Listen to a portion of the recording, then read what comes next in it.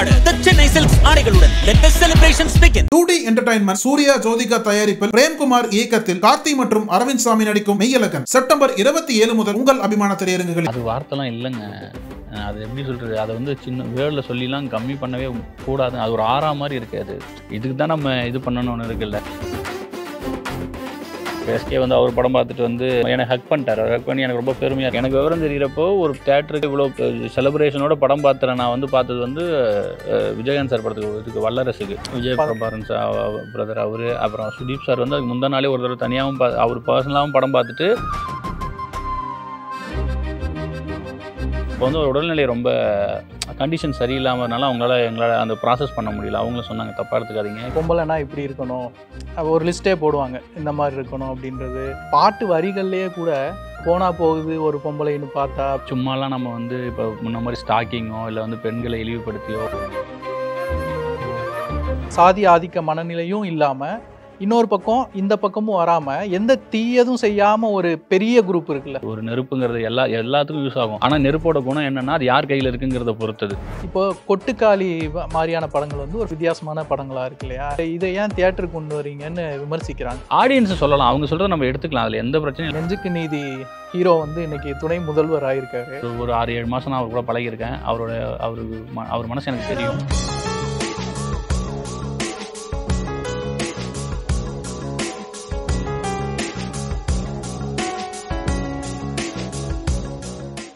வணக்கம் director Tamilarasan, writers cafe. இது வரைக்கும் எத்தனை இன்டர்வியூஸ் கொடுத்துருப்பீங்க? இருக்கும், அது எல்லா சேனல்ஸும் முடிஞ்ச அளவுக்கு பண்ணிட்டு தான் இருக்கு. நீங்கள் எழுதின ஒரு விஷயம், மனசில் காட்சியாக நினச்ச ஒரு விஷயம், ஒரு பெரிய தேட்டரில், இப்போ நீங்கள் சேலம் கோயம்புத்தூர் எல்லாமே போயிட்டு வந்தீங்க இல்லையா, பெரிய தேட்டரில் ஒரு சத்தத்தோடு அதை ரசித்து பார்க்கும்போது எப்படி இருந்தது? அது வார்த்தைலாம் இல்லைங்க. அது எப்படி சொல்கிறது, அதை வந்து சின்ன வேர்டில் சொல்லிலாம் கம்மி பண்ணவே கூடாது. அது ஒரு ஆறா மாதிரி இருக்காது. இதுக்கு தான் நம்ம இது பண்ணணும்னு இருக்குல்ல. நம்ம எவ்வளோ பெரிய ரைட்டராக இருந்தாலும் அந்த மொமெண்ட் டிஸ்கிரைப் பண்ணவே முடியாது. எந்த ஒரு பெரிய ரைட்டராலையுமே நீங்கள் ஜெயிச்ச இடத்துலையோ இல்லை நீங்கள் எழுதுனதுக்கு ஒரு ரெகக்னேஷன் வருது எப்படிங்க சொல்லுவீங்கன்னு கேட்டால் யாராலையுமே எழுத முடியாது. அது நம்ம எவ்வளோ அது ஒரு எமோஷன்ஸ், அவ்வளோதான். அது இந்த 2 வீக்ஸ் ஆகுதுல பிரதர் இது மாதிரி ரிலீஸ் ஆகி, அதுக்கு முன்னாடி நம்ம வாழ்க்கையில் நடக்காத பல விஷயங்கள் இந்த 2 வாரத்தில் நடந்திருக்கும் இல்லையா? ஆமாம், ஆசைப்பட்டு அதை விட அதிகமாகவே நடந்துகிட்ருக்கு. எஸ்கே வந்து அவர் படம் பார்த்துட்டு வந்து நானே டைரக்ட் பண்ண மாதிரி எனக்கு ஹக் பண்ணிட்டார். ஹக் பண்ணி எனக்கு ரொம்ப பெருமையாக இருக்குது, நானே டைரக்ட் பண்ண மாதிரி இருக்குது.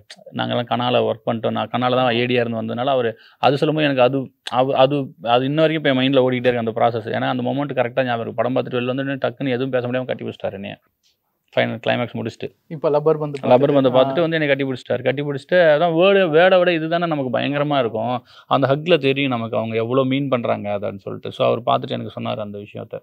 அதுவும் இல்லாமல் அப்புறம் தனியாக வீட்டுக்கு வர சொல்லி, டீமே வர சொல்லி அப்போ பேசினார். அது அன்றைக்கி ஒரு நாளோட நிறுத்தலை அவர். அப்புறம் அப்போ இன்னும் நல்ல டீட்டெயிலாக சொன்னார் அவர். இந்த இதான் பிடிச்சது, இது பிடிச்சது, அது பிடிச்சது. படத்தில் லப்பர் பந்தில் எனக்கு பர்சனலாக ரொம்ப பிடிச்சது வந்து பல விஷயங்கள் எல்லாருமே சொல்லியிருப்பாங்க. இது வரைக்கும் உங்களுக்கு ஆயிரக்கணக்கான ஃபீட்பேக் வந்திருக்கும். அதில் இன்னொரு விஷயம் ஒரு இன்ட்ரெஸ்டிங்காக இருந்தது வந்து நீங்கள் செலக்ட் பண்ணி பயன்படுத்தினீங்கல்ல பழைய பாடல்கள்.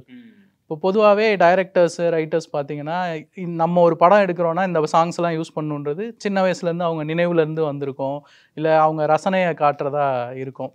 இப்போ சுப்பிரமணியபுரம் வந்தபோது எப்படி கண்கள் இரண்டாளுக்கு ஒரு ரசிகர்கள் வந்து கத்தி என்ஜாய் பண்ணாங்களோ, சிறு பொன்மணி அசையும் வரும்போதும் அதே அளவு எனக்கு இதுவும் பிடிக்கும். தோட்டம் கொண்ட ராசாவே அந்த பாட்டும் எனக்கு ரொம்ப பிடிக்கும். அதையும் யூஸ் பண்ணியிருப்பாங்க, நல்லா இருக்கும். அதுவும் அந்த பீரியட்ல தான் கிட்டத்தட்ட இந்த மாதிரி யூஸ் பண்றது அதிகமாகிடுச்சு. அது ஒரு இசைக்கு பதிலாக இன்னும் அதையும் ஒரு உணர்வு கேரக்டராக யூஸ் பண்ணுற அந்த ஒரு விஷயம். இப்போ நீங்கள் அது மாதிரி ரொம்ப இன்ட்ரெஸ்டிங்கான நிறைய பாடல்கள், அதாவது ரொம்ப காமனாக தெரியாத பாடல்கள்லாம் யூஸ் பண்ணியிருந்தீங்க. இந்த எனக்கென பிறந்தவ ரெக்க கட்டி பறந்தவ பாட்டு, அது ஒவ்வொன்றும் சூஸ் பண்ணதை பற்றி சொல்லுங்களேன். எனக்கு இப்போது விஜயகாந்த் சார் பாடல்களை வந்து நான் அந்த ட்ரிபியூட்டுக்காக தான் யூஸ் பண்ணேன். அதை பார்த்தீங்கன்னா நிறைய இருக்கும். எப்படின்னா இப்போது ஃபஸ்ட்டு ஓப்பனிங் வர ராசி தான் கைராசி தானாக இருக்கட்டும், ஆட்டமா தேராட்டமா, தென் வந்து பொட்டு வச்ச தங்க குடம், அது போக இது ரிங்டோனாக காலர் டோனாக அந்த வீடு நமக்கு சொந்தம் இல்லை அதுவாக இருக்கட்டும், அப்புறம் வந்து இந்த வானத்தை போல மனம்பட மன்னவனே, இது எல்லாம் என்னென்னா நான் ஒரு விஜயகாந்த் சார் ஃபேனு. எனக்கு எங்கெங்கெல்லாம் ஸ்கோப் கிடைக்குதோ அங்கெல்லாம் இதை யூஸ் பண்ணிடணும் அப்படின்னு அது ஒன்று வச்சோம். தென் வந்து நாஸ்டாலஜியாவாக சில விஷயங்கள் இந்தந்த பாடல்கள்லாம் நம்ம ஒரு மண்டபத்தில் கேட்கும்போது எனக்கு அந்த ஒரு ஃபீல் கொடுக்கும். அந்த வகையில் எனக்கு தேவா சார் பாடல்களும் பிடிக்கும். இப்போ ராசிதான் கை ராசிதானுங்க எனக்கு தேவா சாரையும் அவரையும் கொண்டாடணும் அப்படிங்கிற ஒரு எண்ணம் இருக்கும்போது தான் ராசிதானில் ஆரம்பிச்சுட்டு அந்த எனக்கு என்ன பிறந்த பாட்டு வந்து இப்போ ஒரு மைக் செட் கட்டினாலே அந்த பாட்டு கேட்கும். ஸோ எனக்கு அது அந்த அதுவுமே தேவா சாருடைய பாட்டு தான். ஸோ அந்த தேவா சார் கிழக்கு கரைன்னு பிரபு சார் படத்தில். ஸோ அதையும் யூஸ் பண்ணலாம். பட் அதை யூஸ் பண்ணுறது வந்து கரெக்டாக இருக்கணும். எங்கேயுமே திணிச்ச மாதிரி இருக்கக்கூடாது. எந்த இடத்துல யூஸ் பண்ணலாமோ அது எனக்கு ஒரு கல்யாண இது வரும்பொழுது அங்கே அந்த பாட்டை நான் நிறைய வந்து எப்படி பார்த்து கேட்டிருக்கேன்னா பாடும்போது கேட்டிருக்கேன். அந்த பாடுவாங்கள்ல பறவைகள், சாகச பறவைகள், அவங்க பாடும்போதே எனக்கு ரொம்ப பிடிக்கும். அது எனக்கு எஸ்பிபி சார் ரொம்ப பிடிக்கும்னால அப்படியே அதையும் சேர்த்து அப்படியே இது மாதிரி வச்சுட்டேன் நான். அந்த இது இதில் வந்து போக்கிரி சாங்கும் யூஸ் பண்ணியிருந்தீங்கல்ல, விஜய் சார் சாங்கு. அவர் ஒரு ஹரிஷ்கர் வந்து விஜய் சார் ஃபேனா. இப்போ எப்படின்னா ஊர் சைடில் என்னென்னா ஒரு விஜயகாந்த் சார் ஃபேன்ஸ் மேக்ஸிமம் யார் பக்கம் ட்ரான்ஸ்ஃபர் ஆவாங்கன்னா அப்படியே அந்த விஜய் சார் பக்கம் போவாங்க.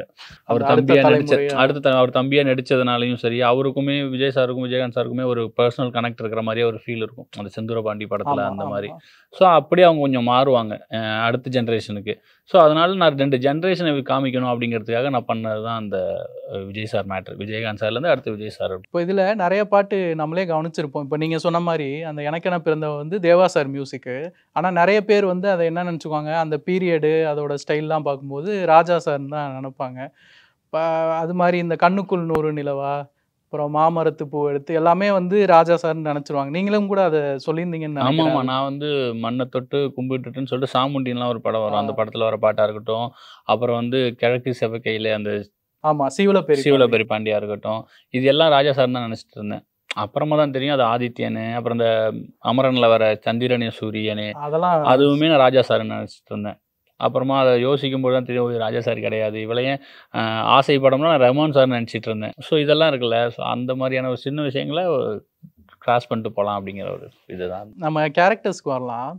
தினேஷ் அவர்கள் நடிச்சிருந்த கெத்து கேரக்டர் வந்து, அதாவது கதைக்குள்ளே வர வேண்டிய தேவையெல்லாம் இல்லை. அந்த ஷாட்லேயே அவர் வரும்போது அந்த பாட்டு ஒலிக்கும்போது நீ பொட்டு வச்ச தங்க கூட ரொம்ப நல்லா உண்மையாகவே கெத்தாக இருந்தார். ஒரு மாசான இது இருந்தது. போக போக படம் சூப்பராக இருக்குன்னு தெரிஞ்சு அடுத்த ஷோஸ் பார்க்குறவங்க அதுக்கே கத்த ஆரம்பிச்சிட்டாங்க. ஃபஸ்ட்டு ஷோவில் பார்க்கும்போது இவர் ஒரு நார்மலாக ரொம்ப மாசான நடிகர் இல்லை அப்படிங்கும்போது ஒரு சர்ப்ரைஸாக அது இருந்தது. நீங்கள் வந்து முன்னாடியே அவரை வந்து ஒரு மாசான ஏதாவது ஒரு மொமெண்ட்டில் பார்த்தீங்களா, இது அவருக்கு சூப்பராக இருக்கும் அப்படின்ற மாதிரி? இல்லை, நான் தான் எழுதும்போது தினேஷ் அந்த மைண்டில் வச்சு எழுதலை. ஆனால் எழுதும்போது பாட்டு இருக்குங்கிறது எழுதிட்டேன். அந்த இடத்துல ஒருத்தர் இறங்குறாரு, அந்த கெத்துங்கிற கேரக்டர் இறங்குது, அதுக்கு பாட்டு போடுறாங்கிறது ஃபிக்ஸ்டு. அது யார் நடிச்சிருந்தாலும் சரி, இன்கேஸ் ஒரு இப்போ தினேஷ் மாதிரி ஒரு பெரிய நடிகர் இல்லாமல் அது ஒரு நியூ ஃபேஸாகவே இருந்திருந்தாலும் அந்த இடத்துல வந்து நான் பாட்டை வச்சுருப்பேன். என்னுடைய ரைட்டிங் வந்து அந்த இடம் எனக்கு ஒர்க் ஆகணுங்கிறது கிடையாது. கிளைமேக்ஸில் அந்த பாட்டு போடும்போது தியேட்ரிக்கல் மொமெண்ட்டாக ரீஎன்ட்ரி லாஸ்ட்டாக எண்டில் அந்த பாட்டை நான் போடும்பொழுது அப்போது அந்த இடத்துல யாராக இருந்தாலும் அது அங்கே ஒரு மொமெண்ட் உருவாகணுங்கிறது தான் பிளான் பண்ணி தான் அது நம்ம எழுதுனது அது. ஸோ அதனால் அது பிளான் முன்னாடி ரைட்டிங்கில் வச்சுட்டேன், இந்த இடத்துல இந்த சாங் அப்படின்னு சொல்லிட்டு. அதுவும் தினேஷனுங்கும் போது எனக்கு ரொம்பவே ஆப்டாக இருந்தது. ஏன்னா அவருக்கு இன்னும் சொல்ல போனால் விஜயகாந்த் சார் மாதிரி அவருக்குமே நெகட்டிவான ஆட்களோ இல்லை ஹேட்டர்ஸோலாம் கிடையாது. இப்போ வரைக்குமே தினேஷன் இன்னமும் பெருசாக வந்திருக்கணும், இன்னமும் இப்போ இருக்கிறத விட இன்னும் பெருசாக இருக்கணுங்கிற எண்ணங்கள் தான் அவர் மேலே இருக்கு. நல்ல ஒரு இவர் இன்னும் அவருக்கான பிளேஸ்க்கு போகல அப்படின்னு. ஸோ அவர் மேலே எப்பயுமே அந்த எண்ணம் இருந்துக்கிட்டே இருக்குது ஆடியன்ஸுக்கு. ஸோ பர்சனலாக பழகும்போது எனக்குமே அது இருக்குது. ஸோ அந்த மாதிரி ஒரு நெகட்டிவ் இல்லாத ஒரு ஹேட்ரட் இல்லாத ஒரு மனுஷனுக்கு வந்து இந்த பாட்டு போடும்போது எனக்கு விஜயகாந்த் சாருக்கும் பெருசாக ஹேட்ரட்லாம் கிடையாது. ஸோ ரெண்டும் அது இதாகும் பொழுது எல்லாம் ஃபாலின் பிளேஸ் மாதிரி தான் இருக்குது எனக்கு அந்த இடம். இப்போ நம்ம பேசும்போது அடிக்கடி விஜயகாந்த் சார் பேர் வந்தது. உங்களுக்கு ரொம்ப பிடிச்ச விஜயகாந்த் சார் படங்கள், அதாவது இப்போ ரமணாலாம் வந்து எனக்கு மறக்க முடியாத படம். அதுதான் கிட்டத்தட்ட தியேட்டரில் பார்த்த அந்த விவரம் தெரிஞ்சு பார்த்த படம்னு நினைக்கிறேன். உங்களுக்கு அது மாதிரியான படம்? எனக்கு வந்து சின்ன வயசுலேருந்து ஃபஸ்ட்டு தாயகம்னு ஒரு படம் இருக்கும், அது பிடிக்கும். உளவுத்துறை பிடிக்கும்.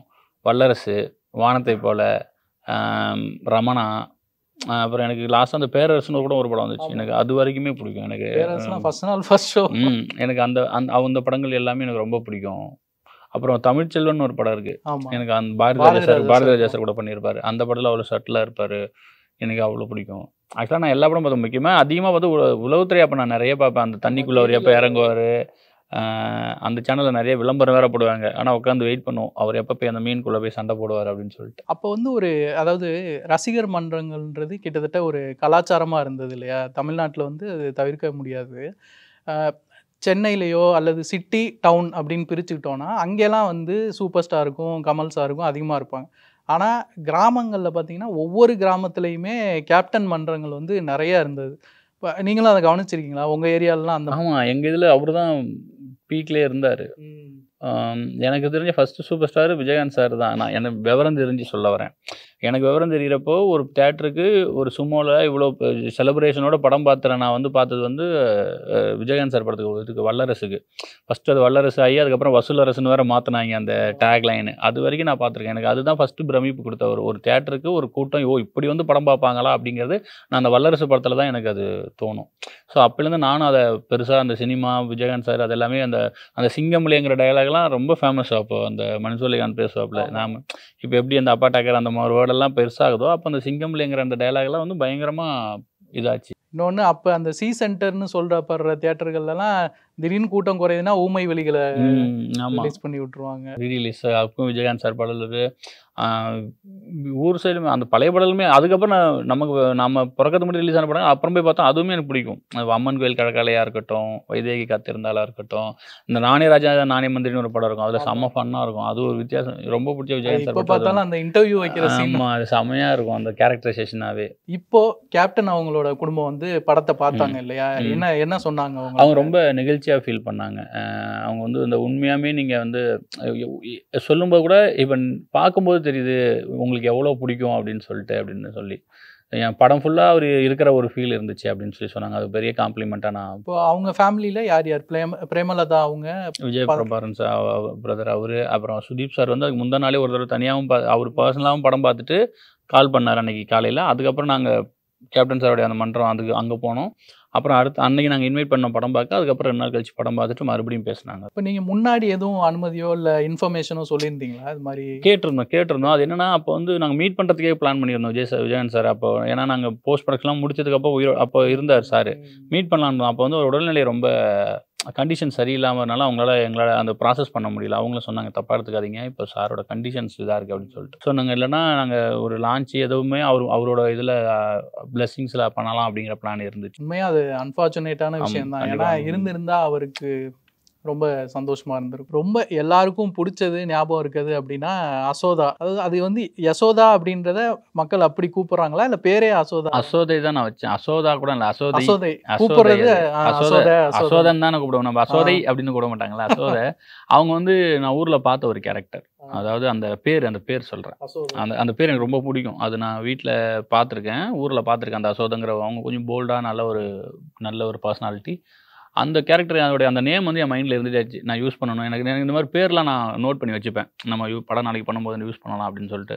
அசோதையாக இருக்கட்டும், பூமாலையாக இருக்கட்டும், கொளஞ்சியாக இருக்கட்டும், ஊர் சைடு பேருங்க இதெல்லாம் சொல்லும்போது நம்ம கொஞ்சம் பெக்குலியராக இருக்கும். அவங்க கேரக்டரை பார்க்கும்போது இப்போ தமிழ் சினிமாவில் முன்னாடிலாம் இருந்திருக்கு. ரொம்ப சாதாரணமாக பொம்பளைனா இப்படி இருக்கணும், ஒரு லிஸ்ட்டே போடுவாங்க இந்த மாதிரி இருக்கணும் அப்படின்றது. பாட்டு வரிகள்லேயே கூட போனால் போகுது ஒரு பொம்பளைன்னு பார்த்தா அப்படின்ற மாதிரிலாம் இருக்கும். இப்போ அதெல்லாம் ஆக்சுவலாக எப்படி நம்ம வந்து இப்போ ஒடுக்கப்பட்டவர்களை காமிக்கிறது, அவங்கள பிரதிநிதித்துவப்படுத்துறது வந்து பல வகையில் சிறப்பாக மாறி இருக்கோ, அதே மாதிரி பெண்கள் சார்ந்த விஷயங்களும் மாறி இருக்கு இல்லையா? கண்டிப்பாக. இன்றைக்கி லாஸ்ட் ஒரு 10 இயர்ஸாகவே ஒரு நம்ம சினிமாவில் ஒரு பொலிட்டிக்கலாக அந்த இது எப்படி சொல்கிறது, அந்த அவேர்னஸ் கொஞ்சம் ரைட்டருங்களுக்கு வருது. இன்றைக்கி நீடாகவும் படுது, நெசசிட்டியாகவும் படுது. பொலிட்டிக்கல் கரெக்ட்னஸும் சும்மாலாம் நம்ம வந்து இப்போ முன்ன மாதிரி ஸ்டாக்கிங்கோ இல்லை வந்து பெண்களை இழிவுபடுத்தியோ இல்லை வந்து ஒரு உருவ கேலியோ இருக்கு இல்லைங்களா? இன்றைக்கி இல்லைன்னு ஃபுல்லாக போயிடுச்சுன்னு நான் சொல்லலை. ஆனால் இன்றைக்கி அதோடைய அந்த மாறி இருக்குது. இன்றைக்கி அந்த நம்ம அதை ப்ராக்ரெசிவாக ஆகிட்டு வரோம். இன்னமும் இன்றைக்கி யோசிச்சு பாருங்களேன், முன்னாடி அவ்வளோ உருவ கேலி காமெடிஸ் இருக்கும். இன்றைக்கி அந்தளவுக்கு யாருமே அதை பண்ணுறதே கிடையாது. ஏன்னா எல்லாருக்குள்ளேயும் ஒரு பொலிட்டிக்கல் கரெக்ட்னஸும் இன்றைக்கி ஆடியன்ஸே எதிர்பார்க்குறாங்க. அதை நம்ம இன்றைக்கி படம் ஜனரஞ்சகமாக பண்ணுறதை தாண்டி உள்ளே எதிர்பார்க்குறாங்க. பொலிட்டிக்கலாக இதில் ஏதாவது பிரச்சனை இருந்ததுன்னா அதை நோட் பண்ணி சொல்கிறாங்க. ஸோ அதுவும் சேர்த்து இன்றைக்கி நமக்கு ஒரு கிராஃப்டோட சேர்த்து அந்த பொலிட்டிக்கல் கரெக்ட்னஸும் நமக்கு ஒரு முக்கியமான இதாக இருக்குது. ஸோ ரொம்ப நல்ல விஷயமா பார்க்குறேன். இப்போ அது வந்து க்ரியேட்டிவாக ஏதாவது தடையவோ இல்லை தயக்கத்தையோ கொடுக்குதா? தயக்கம்னா இல்லை. அதுக்குள்ளே நம்ம என்ன பண்ணுறோம், அந்த கேரக்டர் இப்போ பொலிட்டிக்கல் கரெக்ட்னஸ் இல்லாத கேரக்டரை வச்சா அது என்னமா முடிக்கிறோம், இல்லை அதை வச்சு என்ன சொல்கிறோங்கிறது தான். நம்ம அதை ஜஸ்டிஃபை பண்ணுறோமா, அதை என்ன பண்ணுறோங்கிறது இருக்குது. இப்போ நான் வந்து ஓகே என்ன நானும் புரிஞ்சுக்கிறேன். எல்லாருமே இப்போ நம்ம லைஃப்பில் பொலிட்டிக்கல் கரெக்ட்னஸாக இல்லை. நம்ம இப்போ நீங்கள் நானுமே சரி, நம்ம ஏதோ ஒரு விஷயத்தில் ஏதோ ஒன்று தெரியாமல் தான் இருக்கும். அது நான் இல்லைன்னு சொல்ல. அதை ஸ்க்ரீனில் சொல்லும்போது அதை நம்ம என்னவா சொல்கிறோங்கிறது ரொம்ப முக்கியமாக இருக்குங்கிறேன். எது கரெக்ட் தப்புன்னு நம்ம சொல்கிறோமோ அதை வச்சு என்ன டிஸ்கஸ் பண்ணுறங்கிறது ரொம்ப முக்கியம். இப்போ முன்னாடிலாம் வந்து ஒரு லைன் வச்சுக்குவாங்க. இப்போ ரொம்ப பாப்புலரான டாப் ஹீரோஸ் வந்து அவங்களோட சண்டைனா கூட, ஒரு ஃபைட் சீனு ஸ்டண்ட்டுனா கூட, அது ஸ்டண்ட்டு சினிமான்ற லிமிட்குள்ளே இருக்கிற மாதிரி இருக்கும். பறக்க விடுவாங்க. அதெல்லாம் உண்மை இல்லைன்றது இயல்பாகவே நம்ம மனசில் பதிஞ்சிரும். ஆனால் சமீபமாக சில படங்களில், இப்போ ஜெயிலர் எடுத்துக்கிட்டாலும் சரி, விக்ரமோ, ரொம்ப நேச்சுரலான அந்த சண்டை காட்சிகள், அது எல்லை மீறி போகிறதெல்லாம் இருக்குது. அதெல்லாம் கவனிக்கிறீங்களா? கவனிக்கிறேன். அதான் சொல்கிறேன், ஆடியன்ஸ் தெளிவாக இருப்பாங்க. அந்த மாதிரி படங்களில் என்னத்தை எடுத்துக்கணும், எதை என்ஜாய் பண்ணிட்டு வரணுங்கிறதுல இருக்காங்க. இப்போ நீங்கள் சொல்கிற ஜெயிலர்லேயும் சரி, விக்ரம், அந்த படங்களில் அவங்க வந்து அது படம் பார்க்கும்போதே நம்ம மைண்ட் செட் பண்ணிடுவோம். இது என்ன மாதிரியான ஒரு படம், இது ஜனரஞ்சகமான ஒரு படம், இந்த படத்துலேருந்து என்ன எடுத்துக்கலாம், எவ்வளோ இது என்ஜாயபிளான ஒரு படமா அப்படின்னு சொல்லிட்டு. இப்போ அதுக்கு கீழே இயல்பான படங்கள் இருக்குல்ல, அங்கே சொல்லும்போது தான் நம்ம இன்னும் ஜாகிரதையாக இருக்கணுங்கிறேன் நான். இப்போ நிஜத்துக்கு நெருக்கமான ஒரு படத்தை சொல்லும்போது ரொம்ப ஜாகிரதையாக இருக்கணும். அது உண்மையாயிடும். இப்போ நம்ம சொல்கிற இப்போ ஜெயிலராக இருக்கும், அதோட பர்பஸே அவங்க அந்த டைரக்டர்ஸோட அந்த ரைட்டர்ஸோட பர்பஸே வேறு. ஸோ அது வந்து நம்ம தப்புன்னு சொல்ல முடியாது. ஆனால் நம்ம இப்போ உண்மைக்கு நெருக்கமாக மேக்கிங்காகவே நமக்கு தெரியும். அந்த படம் பார்க்கும்போது இதோடைய ரீசன் பர்பஸ் என்னென்னு. அந்த மாதிரி படங்களை சொல்லும்போது இன்னும் ஜாகிரதையாக இருக்கணும்னு நான் சொல்கிறேன் அந்த விஷயத்த. இப்போது லப்பர் பந்தில் ரொம்ப அதிகமாக பாராட்டப்பட்ட ஒரு வசனமும் இருக்குது. அதாவது காளி வெங்கட் அவர்கள்ட்ட இவர் பாலசரவணன் அவங்க சொல்லுவார், இது மாதிரி அவங்கள கூட நம்பிடலாம், எனக்கு வந்து எஸ்சி ஃப்ரெண்ட்ஸ் இருக்கிறாங்க, ஆனால் நான் பாரபட்சம் பார்க்கறதில்லன்னு சொல்லிக்கிற உங்களை மாதிரி ஆட்கள் தான் ரொம்ப விஷம் அப்படின்ட்டு. இதில் ஒரு கிளாரிட்டி தேவைப்படுது. அதாவது அப்படி சொல்லிக்கிறவங்க, அதை பெருமையாக நினச்சிக்கிறவங்க கண்டிப்பாக விஷம் அப்படின்றது ஓகே. ஆனால் அப்படி சொல்லாமல் அதே நேரம் சாதி ஆதிக்க மனநிலையும் இல்லாமல் இன்னொரு பக்கம் இந்த பக்கமும் வராமல் எந்த தீயதும் செய்யாமல் ஒரு பெரிய குரூப் இருக்குல்ல, ஆக்சுவலாக நடுநிலைன்னு இதில் அப்ளை பண்ண முடியுமான்னு தெரில எனக்கு. ஒரு பெரிய குரூப்பு, அதனால தான் சமநிலை. ஏன்னா அவங்க வந்து வன்முறைக்கும் போக மாட்டாங்க, இல்லை வேற ஆதிக்க மனநிலைக்கும் போக மாட்டாங்க, ஆனால் அமைதியாக இருப்பாங்க, அதை எதிர்க்கவும் செய்யாமல். அப்படி இருக்கிறது தவறா? கண்டிப்பாக தவறுன்னு தான் நினைக்கிறேன். நான் சொல்கிறேன், எப்படி சொல்கிறேன்னா, இப்போ அதில் விஷங்கிறது என்னென்னா, அந்த விஷத்துக்கு தெரியாது அது சாப்பிட்டா செத்துருவாங்க அப்படின்னு சொல்லிட்டு. ஆனால் அதை யூஸ் பண்ணுறவங்கள பொறுத்து இருக்குல்ல. இப்போ நான் அந்த மீனிங்கில் தான் அதை நான் சொல்ல வரேன். இப்போ வெங்கடேஷ் மாதிரியான அந்த ஆப்போசிட்டில் கேரக்டர் வந்து யாருன்னு எனக்கு தெரியும், அவனை நான் விளைக்கிற முடியும், அவன்கிட்ட எப்படி நம்ம இது பண்ணலான் இருக்கு. இப்போ இந்த கேரக்டர் இருக்குல்ல, இந்த கேரக்டர் வந்து இவங்க சைடு இருந்தால் நல்லவங்க, அவங்க சைடு இருந்தால் அந்த சைடு சேர்ந்தவங்களா இருப்பாங்கல்ல. நான் யாருன்னே தெரியாமல் இருக்கிறது இருக்கு இல்லைங்களா, அவங்களுடைய அந்த என்ன ஸ்டாண்டுன்னே தெரியாமல், அவங்க நான் யாருன்னு எனக்கே தெரியாமல் இருக்கிறது இருக்குல்ல, அது வந்து ஒரு ஐடியாலஜியாகவே ஒரு தப்பான விஷயமா. அதைத்தான் நான் அந்த விஷங்கிற இதில் மென்ஷன் பண்ணுறேன். விஷம்னா அவங்க கொலை பண்ணிடுவாங்க அப்படின்னு சொல்ல வரல, அந்த விஷத்தை எனக்கு கூட அவங்க மூலிமா ஊட்டுறதுக்கு ரெடியாக இருக்கலாமே அப்படின்னு தான் நான் சொல்ல வரேன். அந்த இதுக்கு இப்போ நெருப்பு இருக்குன்னா, நெருப்பு யார் கையில் இருக்குங்கிறத பொறுத்து தான் அதோடைய குணம் மாறும். ஒரு நெருப்புங்கிறது எல்லாத்துக்கும் யூஸ் ஆகும். ஆனால் நெருப்போட குணம் என்னென்னா, அது யார் கையில் இருக்குங்கிறத பொறுத்தது. ஸோ நான் அந்த மாதிரி தான் சொல்கிறேன். அப்போ இவர் யார் பக்கம் இருந்தார்னா, அந்த சீன் வரைக்கும் அவர் வெங்கடேஷ் பக்கம் இருந்தார். ஸோ அதனால் நான் அந்த நேரத்தில் ஒரு விஷமாக அதை ட்ரீட் பண்ணேன். அதுக்கப்புறம் ஒரு இந்த சைடு வரும்பொழுது எனக்கு அது அந்த இதுலேருந்து நான் இதாகிறது சொல்கிறேன். அந்த மாதிரி நான் அதை சொல்ல வந்தேன் ஆக்சுவலாக. அப்போ ரெண்டு சைடில் ஏதாவது ஒன்று எடுத்து தான் ஆகணுங்கிறேன். நான் சில நேரத்தில் அமைதியாக இருக்கிறதே தப்புங்கிறேன். நான் எந்த வம்புக்கும் போல, எந்த தும்புக்கும் போலன்னு சொல்லிட்டு பார்க்குறத வேடிக்கை. அதனால தான் சொன்னேன், நடுவில் நிற்கிறது இல்லை, நியூட்ரல் அப்படிங்கிறது. நான் அந்த அதில் அந்த நெஞ்சுக்கு இன்னொரு டைலாகும் சொல்லுவேன், தப்பு பண்ணுறோம் 5% பேர், பாதிக்கப்படுறோம் 10% பேர், மீதி இந்த 85% பேர் இருக்காங்கல்ல, அவங்க எந்த கேள்வியுமே கேட்காம இருப்பாங்க. வெறும் 5% தப்பு பண்ணுற பேரால் மட்டுமே அவ்வளோ பெரிய இதில் கேட்டிருந்தா அவன் கொஞ்சம் யோசிப்பான்ல. ஸோ நான் அதை தான் சொல்ல வரேன். இவங்க இந்த 85 பேர் எதுவும் கேட்க மாட்டாங்கிற தைரியத்தில் தான் இவங்க அதை பண்ணிட்டு இருக்கிறாங்கிறது தான் நான் சொல்ல வந்தேன். இப்போ அப்படி ஒரு பெரிய பாப்புலேஷனை குத்தி காட்டுற வசனங்கள் எழுதும்போது எதுவும் சின்ன தயக்கம் கூட கிடையாதா? அதில் முதல்ல ஆள் நான், அந்த நீங்கள் சொல்கிற அந்த பெரும்பான்மையான ஆள் ஆள் நான். எனக்கு வலிக்குதுன்னா சொன்னவன் மேலே இல்லை, ஆமாலன்னு வலிக்குது. இன்றைக்கி நீங்கள் அதை மென்ஷன் பண்ணி இன்றைக்கி இவ்வளோ பேர் என்கிட்ட அதை பேசுகிறாங்கன்னா என்னென்னா, நிறைய பேர் அதை போய் சேர்ந்துருக்குன்னு தான் அர்த்தம். சுய சோதனை இருக்குல்ல, அது ஒன்றும் அவ்வளோ பெரிய தப்பான விஷயம்லாம் கிடையாது. அது வந்து ஒரு கௌரவ குறைச்சல்லாம் கிடையாது. அதை நம்ம பண்ணலாம். கொஞ்சம் லைட்டர் சைடுக்கும் வருவோம். இப்போ எப்பயுமே அந்த கிரிக்கெட் படங்களில் வந்து அந்த கிரிக்கெட் டீம்களின் பேர் வந்து சுவாரஸ்யமாக வைக்கணுன்றது ஒரு ப்ளஸ்ஸாக இருக்கும், வச்சா நல்லாயிருக்கும். உங்கள் இதில் அது ரொம்பவே நல்லா இருந்தது. இப்போ அந்த ஜாலி பாய்ஸ் ஆகட்டும், அடேங்கப்பா 11 பேர், அதை பற்றி சொல்லுங்களேன். இதெல்லாம் ஊரில் இருக்கிற டீம் தான், ஊர்ல இருக்க இருக்கிற டீம் தான். ஜாலி ஃப்ரெண்ட்ஸாக இருக்கட்டும். இப்போ அடேங்கப்பா 11ங்கிறது எல்லா ஊர்லேயும் இருக்கும். ஆமா, திடீர்னு ஒரு டீம் வருவாங்க. என்ன பேர், அடேங்கப்பா 11 பேர். அவங்களுக்கு போட்டி ஒரு டீம் இறக்குவாங்க சடனாக அந்த நேரத்தில். அடப்போங்கப்பா 11 பேர் அந்த மாதிரி சொல்லிட்டு. ஸோ இது எல்லாமே சுவாரஸ்யத்துக்காக ஆட் பண்ணிக்கிட்டேன் அந்த விஷயங்கள். இன்னொன்று கனெக்ட் ஆகும் ஈஸியாக. இப்போ அடேங்கப்பா 11 பேருங்கிறப்போ நிறையெல்லாம் யோசிக்க தேவையில்ல. அந்த மொமெண்ட்டில் நமக்கு ஒரு சிரிப்பு, நமக்கு முகத்தில் ஒரு புன்னகை வருதில்ல. ஸோ அந்த இதுக்காக, அதுவும் காளி மாதிரியான ஒரு அண்ணன் வயசுலேருந்து அதை சொல்லும்பொழுது அதுக்கான இதுவே அதிகமாக இருந்துச்சு ரெஸ்பான்ஸு. அதுக்காக யூஸ் பண்ணது அந்த இதெல்லாம். இப்போ இதெல்லாம் சாத்தியமாகிறதுக்கு அந்த நடிகர்கள் செலெக்ஷனும் ஒரு முக்கிய காரணமா இருந்துச்சு. நீங்க எப்படி வந்து இவரை தினேஷ் அவர்களை சொன்னீங்களோ, அவர் டிசர்வ் பண்ற அந்த வெற்றியை இன்னும் பெறல அப்படின்ற மாதிரி பாலசரவணனே அது மாதிரி சொல்லலாம்னு நான் நினைக்கிறேன். ஆமாம் ஆமாம். பாலசரவணனுடைய நான் இப்போவும் சொல்கிறேன், இப்போ லப்பர் பந்து மட்டும் அவருக்கு ஓகே, அவருடைய கரியரில் இது ஒரு இன்னொரு இடத்துக்கு கொடுத்துருக்கே தவிர, அவருமே இன்னும் போக வேண்டிய தூரம் அவ்வளோ இருக்குது. அவருக்குள்ளே வந்து அவ்வளோ வெர்சடைல் இருக்குது. பாலசரவணன் நம்ம வெறும் கவுண்டர் காமெடிக்கும் விலங்குல தான் முதல்ல அவருடைய வேற ஒரு பரிணாமத்தை ஆடியன்ஸ் பார்த்தாங்க. என் படத்தில் நான் வந்து இன்னும் கொஞ்சம் எனக்கு என்னென்னா, அவர் வந்து இயல்பாகவே அவர் ஒரு நல்ல நகைச்சுவை, டைமிங் எல்லாமே அவர்கிட்ட ஒரு இயல்பாகவே இருக்குது. நான் அவர்கிட்ட சொன்னேன், இந்த படம் முடிச்சுட்டு கூட நான் ஒரு வெல்விஷராக, ஒரு தம்பியாக அவர்கிட்ட நான் சொன்னேன், தலைவா இந்த கவுண்டர்ஸ் இதிலே போகாத, நான் ஒருத்தனை நான் உங்களை வேடிக்கை பார்த்தனால வச்சு சொல்கிறேன், உங்களுக்கு இன்னும் இருக்குது, அதை முடிஞ்ச அளவுக்கு ஸ்கோப் பண்ணுங்க அப்படின்னு.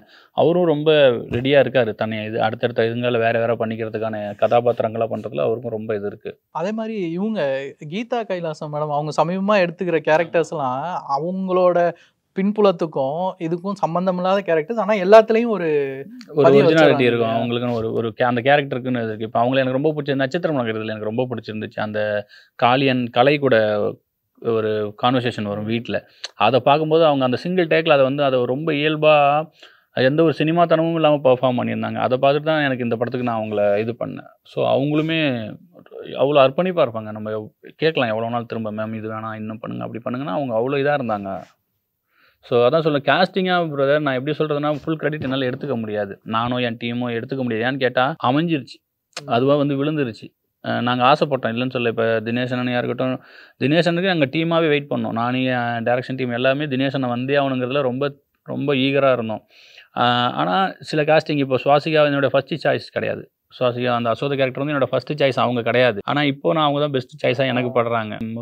ஒரு நல்ல படம் அதுக்கு உண்டானது அதுவே எடுத்துக்குன்னு சொல்லுவாங்க இல்லைங்களா, அந்த மாதிரி நடந்தது தான் இது எல்லாமே. எப்பயுமே கிரிக்கெட்னாலும் சரி, இல்லை ஏதோ ஒரு ஸ்போர்ட்ஸ் படம் எடுத்தாலும் அதோட ஸ்க்ரீன் பிளேக்கு வந்து அடிப்படையாக நிறைய படங்களில் பார்த்த ஒரு டெம்ப்ளேட் இருக்கும் இல்லையா. அதாவது எப்படியும் செகண்ட் ஹாஃப் வந்து ஒரு கேமுக்குள்ளே வந்துடும். வரும்போது ஸ்டெப் பை ஸ்டெப்பாக குவார்ட்டர் ஃபைனல்ஸ், செமிஃபைனல்ஸ், ஃபைனல்ஸுன்ற மாதிரி போகும். இப்போ இதில் அதை ஏதாவது ஒரு வகையில் வித்தியாசமாக ஆக்கணும், இல்லை இன்ட்ரெஸ்டிங்காக ஆக்கணும்னு எதுவும் யோசிச்சு எழுதிருந்தீங்களா? சில நேரங்கள் என்னென்னா, தெரிஞ்ச ஸ்க்ரீன் பிளேக்கு சீன்ஸ் ரொம்ப முக்கியம். ஸோ நான் அதுதான் பிளான் பண்ணேன். எப்படியும் எனக்கு எல்லாருக்கும் தெரியும் 2 ஹீரோ ஒரு டீமில் ஆடிடுவாங்க அப்படிங்கிறது. அதில் நாங்கள் தான் இது பண்ணோம். ஃபஸ்ட் ஆனால் செகண்ட் ஹாஃப் க்ராக் பண்ணுறதுக்கு கொஞ்சம் டைம் ஆச்சு எனக்கு. ஃபஸ்ட் ஹாஃப் வரைக்கும் நான் ஒரு இது வந்துட்டேன், இன்டர்வல் கூட நிறுத்திட்டேன். அது கொஞ்சம் ஈஸியாக நான் எழுதி முடிச்சிட்டேன். செகண்ட் ஹாஃப் வந்து எனக்கு கொஞ்சம் எப்படி போகிறோம் அப்படிங்கிறதுல ஒரு டவுட் இருந்துச்சு. செகண்ட் ஹாஃப் ஏன்னா நிறைய கதை சொல்லிட்டு வரோம், 3-4 லேயரை வச்சுட்டு வரோம். இது எல்லா லேயரையும் ஒரு இதுக்குள்ளே எப்படி கொண்டுட்டு வர்றது அப்படிங்கும்போது ஆப்வியஸாக இது இன்னொன்று கிரிக்கெட்டால் தான் சண்டை போட்டு பிரிஞ்சிருக்காங்க. ஸோ அந்த கிரிக்கெட்டையும் விட்டுறக்கூடாது. ஸோ அந்த கிரிக்கெட் இவங்களுக்கு திருப்பி என்ன கொடுத்ததுன்னு, கிரிக்கெட் வெறும் பிரித்து மட்டும் விட்டுருச்சு. நான் வந்து அவ்வளோ ரசித்த ஒரு கிரிக்கெட்டை நான் வந்து வெறும் சண்டை போட்டு பிரியறதுக்கு மட்டும் யூஸ் பண்ணக்கூடாது, அதை எப்படி சேர்க்கறதுக்கு யூஸ் பண்ணலாம் அப்படிங்கிறப்ப யோசிச்சு தான் இது பண்ணும்போது, அப்போ எல்லா லேயரையும் இது பண்ணும்போது ஒரு டயலாக் மட்டும் எனக்கு தோணுச்சு செகண்ட் ஹாஃபுக்கு. ஆக்சுவலாக அந்த டயலாக்ல தான் செகண்ட் ஹாஃப் ஓகே இதான் செகண்ட் ஹாஃப் அப்படின்னு. எப்படின்னா அந்த பொண்ணு வந்து கேட்கும் இல்லையா, எங்கள் அப்பா மேலே இருக்கிற ஈகோ பெருசா, என் மேலே இருக்கிற லவ் பெருசா. இந்த டயலாக் எனக்கு வர ஆரம்பித்தோடனே எனக்கு அந்த செகண்ட் ஹாஃப்க்கான இது எல்லாமே வந்துருச்சு. இவன் வந்து அந்த பொண்ணு தான் வேணும்னு சொன்னால் அப்போ அந்த பொண்ணுக்கு என்ன வேணும், அப்போ அவங்க அப்பாட்ட மன்னிப்பு கேட்கணும். ஸோ மன்னிப்பு கேட்கணும் என்ன பண்ணணும், அவரோட வீக்னஸ் கிரிக்கெட். ஸோ அந்த ஆளுக்கு இவருக்கு டீமில் போடணும் அப்படிங்கிற அந்த இது டக்குன்னு அடுத்து வராகும்போது ஓகே இதாகிடுச்சு. அப்புறம் ஒரு டோர்னமெண்ட், அந்த டோர்னமெண்ட்டுக்குள்ளே ஃபேமிலி எவ்வளோ தூரம் கொண்டு வரணும் அப்படிங்கிறது. இன்னொன்று மெயினாக என்னென்னா, இதை கிரிக்கெட் படமாக ட்ரீட் பண்ணக்கூடாதுங்கிறதுலையும் ரொம்ப கரெக்டு தான். நீங்கள் நினச்ச மாதிரியே அது ஒர்க் ஆயிருந்துச்சு. என்னென்னா கிரிக்கெட்டை தாண்டி அதில் அவங்க ஜெயிப்பாங்களான்றதை தாண்டி இவர் தினேஷ் அவங்க கேரக்டரும் கெத்து கேரக்டருக்கும் அன்பு கேரக்டருக்குமான முரணும், அதுக்கப்புறம் 2 பேர்த்துக்குமான அந்த அன்பும் தான் பார்க்குறவங்களுக்கும் அதிகமாக தெரிஞ்சது. கண்டிப்பாக. ஏன்னா 4-6 அடிக்கிறதுலாம் பார்த்துட்டோம். எனக்கு அதை விடவே அது இன்னும் எவ்வளோ யார் அடித்தா என்ன அதே 4.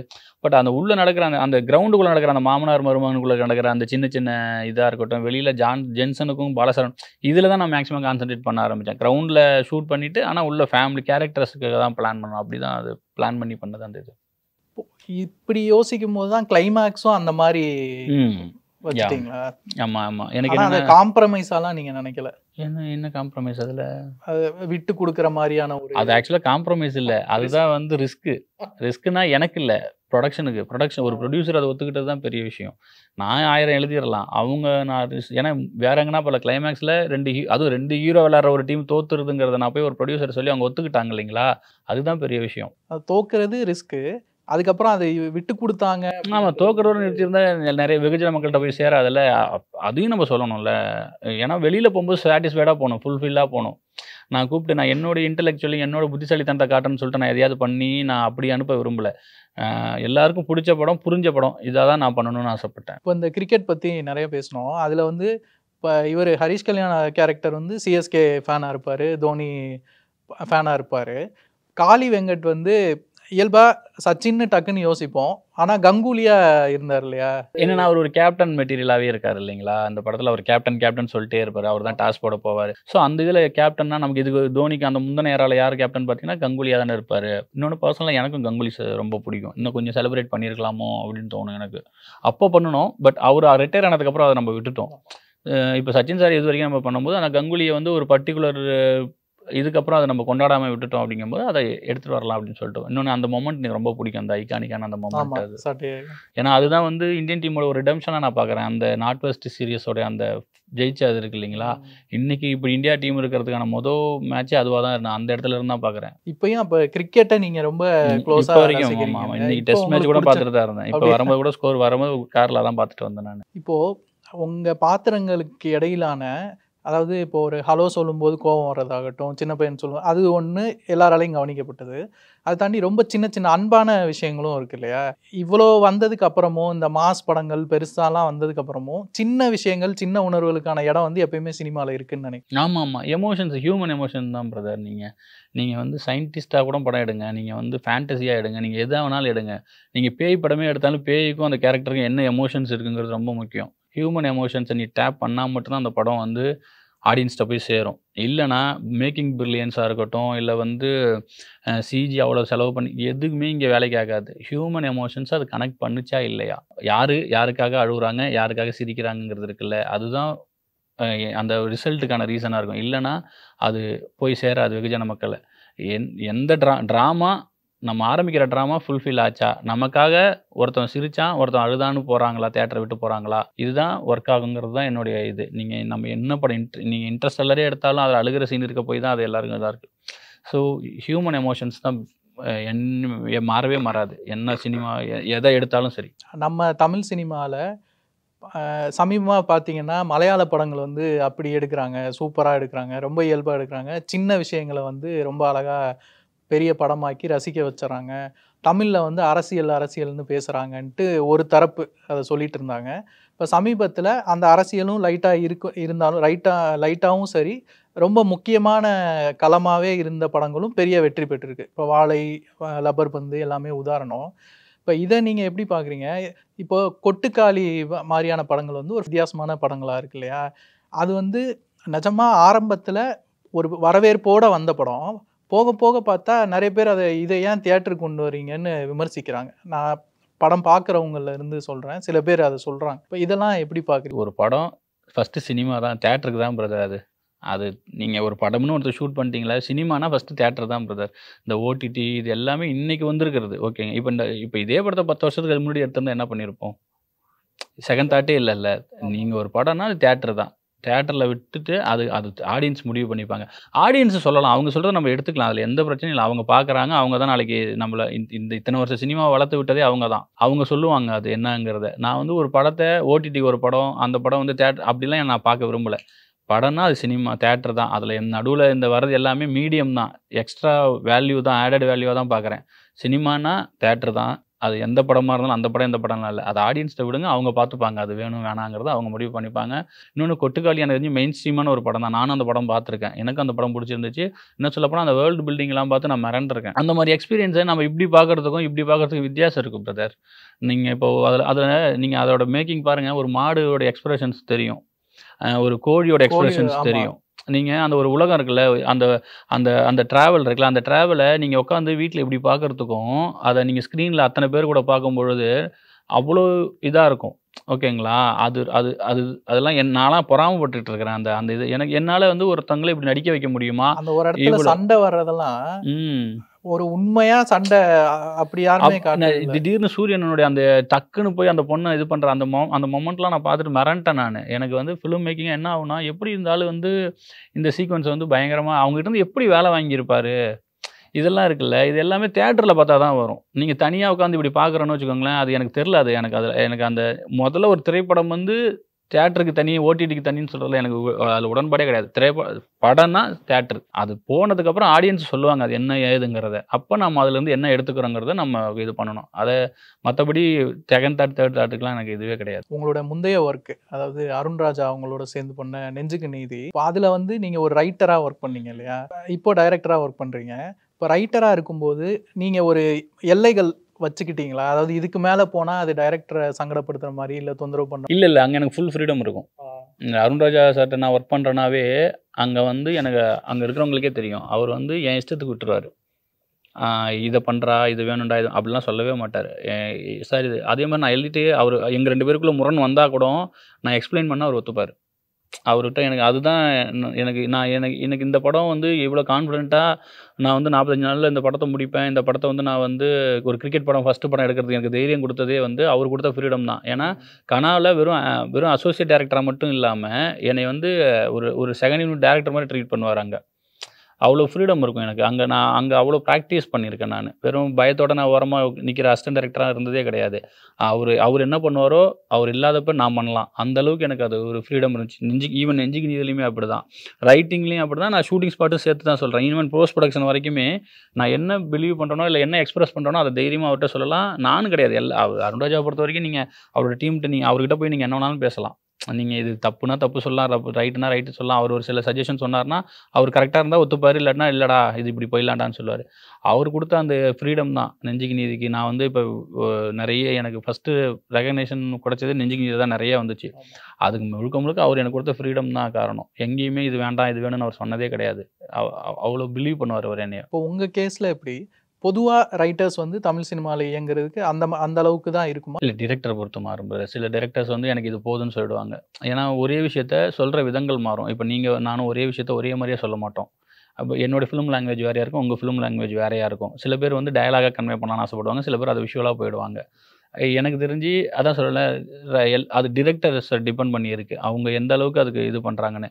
ஆனால் வேவ்லென்த் செட் ஆகிடுச்சுன்னா சூப்பராக ஒர்க் ஆகிடும். அது இப்போ நெஞ்சுக்கு நீதி வந்து ரொம்ப முக்கியமான ஒரு படம். அதோட ஒரிஜினல் படம் வந்து ஏற்படுத்தின தாக்கம் ரொம்ப அதிகம். அதை நீங்கள் எடுத்து பண்ணும்போது களமாக இருந்தது வந்து கோவை பொள்ளாச்சி வந்து இது பண்ணீங்க இல்லையா? இப்போ சமீபத்தில் சில படங்களில் தொடர்ந்து இப்போ ஒரு நெகட்டிவான விஷயம் இல்லை ஒரு சமூக நீதி பாதிக்கப்படுற இடம்னா நம்ம அங்கே வச்சிடலாம் அப்படின்ற மாதிரி ஒரு தன்மை இருக்கா? இல்லை அதை எப்படி முடிவு பண்ணீங்க அந்த களம்? இல்லை, அந்த நேரத்தில் நடந்த சில நிகழ்வுகள் அதெல்லாமே நம்ம பார்க்குறோம்ல. நம்மளும் வந்து சோஷியல் மீடியா எல்லாமே நியூஸ் எல்லாம் செக் பண்ணும்பொழுது இது எங்கே சொன்னால் கரெக்டாக இருக்கும், இன்னொன்று எங்கே சொன்னால் தமிழ்நாடு ஃபுல்லாக போய் சேரும்னு ஒன்று இருக்குல்ல, அதுக்காக பண்ணுற விஷயங்கள் தான். ஒரு காலத்தில் பார்த்தீங்கன்னா அந்த ஜாதி சண்டைனாவே சவுத்துக்கு போயிடுவாங்க, பார்த்துருக்கீங்களா? அதுதான், அது வந்து இப்போ மேற்குக்கு மாறி வந்துருக்கு. எல்லா இடத்துக்கும் வரும்னு தான் சொல்ல வரேன். அது வரணும்ல. அப்போ ஒரு காலத்தில் வெறும் சவுத்து மட்டுமே சொல்லிட்டு இருந்தாங்கல்ல, அப்படி கிடையாது. இது எல்லா இடத்துலையுமே நடக்கும் அப்படிங்கிறதுக்காக தான் சரி அங்கே சொல்லிட்டாங்க நம்ம வரலாம் அப்படின்னு சொல்லிட்டு தான். இன்னொன்று அதான் அந்த நேரத்தில் நீங்கள் பார்க்குற அந்த இது இருக்கு இல்லையா, ஃபாலோ பண்ணியிருந்தா தெரியும். நீங்கள் நக்கீரன் கண்டிப்பாக உங்களுக்கு இன்னுமே பெட்டராக தெரிஞ்சிருக்கும். ஸோ அதனால் அது அங்கே வச்சது. சில உண்மைகள் சில இதெல்லாம் இங்கே இது எங்கே சொன்னால் ரிலேட்டபுளாக இருக்குங்கிறதுக்காக வச்சது அது. இப்போ உங்களுடைய அந்த நெஞ்சுக்கு நீதி ஹீரோ வந்து இன்னைக்கு துணை முதல்வர் ஆகியிருக்காரு. இப்போ ஒர்க் பண்ணுற சமயத்துலலாம் அவருடைய அணுகுமுறை எப்படி இருந்தது? அவரோட நிறைய விஷயங்கள் இந்த விஷயங்கள்லாம் டிஸ்கஸ் பண்ண வேண்டிய தேவை இருந்திருக்கும் இல்லையா? அவர் அரசியல் இருக்காருங்கிறது ஷூட்டிங் ஸ்பாட்டில் சத்தியமாக தெரியாது யாருக்கும். இப்போ வெளியூர்லேருந்தோ இல்லை இப்போ வேறு ஸ்டேட்லேருந்து யாரோ வந்து பார்த்துருந்தா அவர் வந்து இவர் இன்னாருன்னு அவருக்கு யாருக்குமே அந்த ஒரு ஐடியா கூட இருக்காது. காலைல வர்றாருன்னா ஈவினிங் நமக்கு கொடுக்குற டைமில் அவர் சினிமாவை தவிர அவர் எதுவுமே பண்ண மாட்டார்.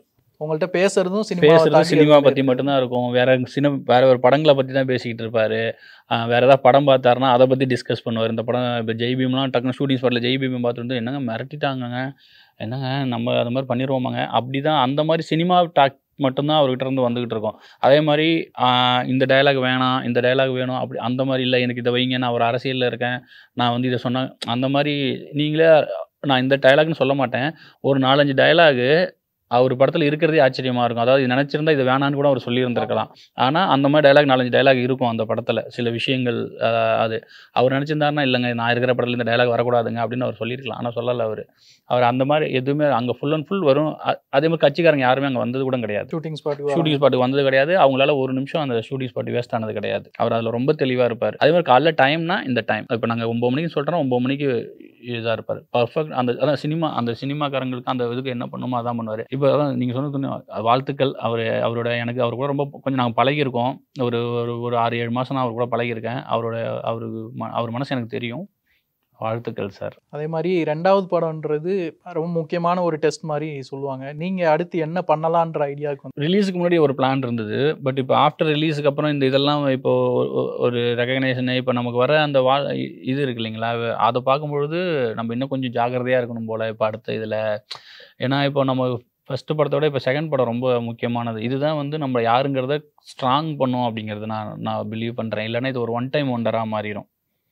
செகண்ட் படம் வந்து இப்போ இதுதான் கான்ஸ்டண்ட்டாக ஓகே கன்சிஸ்டன்சி ஒரு ஃபிலிம் மேக்கருக்கும் சரி எந்த ஒரு தொழிலுமே கன்சிஸ்டன்சி ரொம்ப முக்கியம் இல்லைங்களா. ஸோ அதில் இந்த செகண்ட் படம் தான் இருக்குது. ஸோ இப்போ என்னென்னா கொஞ்சம் பயமாக இருக்குது, கொஞ்சம் பயமாகவும் இருக்குது, கொஞ்சம் ப்ரெஷராகவும் இருக்குது. பட் அந்த ப்ரெஷர் வச்சு நம்ம அடுத்தது போக முடியாதுன்னு வச்சுக்கோங்க. அது ஒரு கட்டத்தில் தூக்கி போட்டுறணும். இப்போ பயமாக ப்ரெஷராக இன்னும் எப்படி சொல்கிறேன்னா கொஞ்சம் ரெஸ்பெக்ட் வேலை சொல்கிறேன் நான். கொஞ்சம் ஜாக்கிரதையாக இருக்கணும். அடுத்த தடவை பேசும்போது ஒரு படம் பண்ணால் எதெல்லாம் பார்ப்பாங்கன்னு வேற இப்போ எனக்கு தெரிஞ்சிருச்சு. நான் இதில் வந்து சின்ன விஷயங்கள் வச்சுருந்தேன், பொலிட்டிக்கலாகவும் சரி, அது நான் அந்த இன்டென்ஷன்லேயே வைக்கல. பட் அதையும் அவங்க வந்து சொல்லும்பொழுது இப்போ நமக்கு சமூக பொறுப்பாகவுமே வந்து நம்ம சொல்கிறத கவனிக்கிறாங்கன்னு ஒன்று இருக்குல்ல. அப்போ நம்ம கவனிக்கிற இடத்துல இருக்கும்போது தான் நம்ம இன்னும் ஜாக்கிரதையாக பேசணுமோன்னு தோணுது. வாழ்த்துக்கள். ரொம்ப மகிழ்ச்சி. நன்றிங்க. உங்கள் நக்கீரன் இதழில் கதாசிரியர், தயாரிப்பாளர், இயக்குனர் என பன்முகம் கொண்ட திரைக்கலைஞர் VC குகநாதன் எழுதி வரும் சினிமா கொட்டகை. பரபரப்புக்கு பஞ்சமில்லா தொடர். வாங்கி படியுங்கள். நக்கீரன்.